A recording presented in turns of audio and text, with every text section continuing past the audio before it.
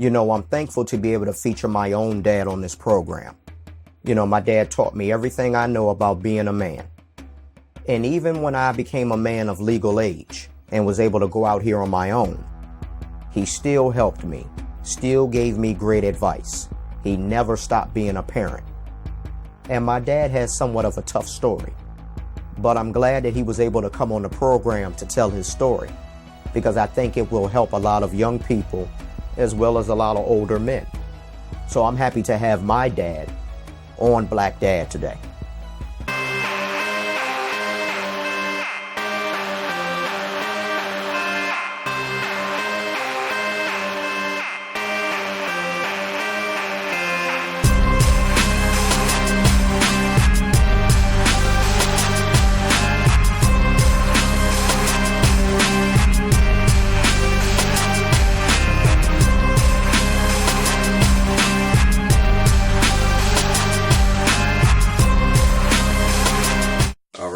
All right, so now let's get started.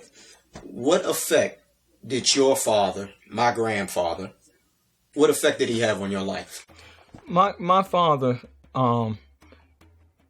point in my life was it was like a 2-point thing. It was very difficult with the effect that he had on my life as growing up as a boy. My dad had a sickness. My dad was an alcoholic. So his sickness didn't allow him to be the father that I needed. He was very hard and rough with me. He would do things in my life that caused me to really become an angry child. Angry and very violent. A lot of hate. In my younger days, I had a lot of hate for my father. I had a lot of dislike for my dad because my dad was an alcoholic, and he beat me as his way of raising me. So it was a 2-part thing that he had in my life. He caused me to hate him, and when I got in high school and I got a little older, I had the opportunity that it came to me to get to know my father. So when I got older, I got to understand. As a young kid, you don't understand anything. You don't understand why your parents are beating you. You don't understand why you're getting the discipline that you're getting. You don't understand none of that. Only thing as a child, you want to be loved. And so my father couldn't love me because he was sick.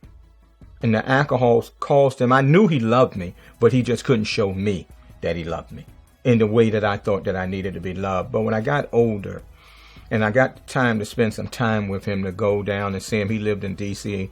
and I lived in Maryland. I lived in Langley Park over on Quebec Terrace.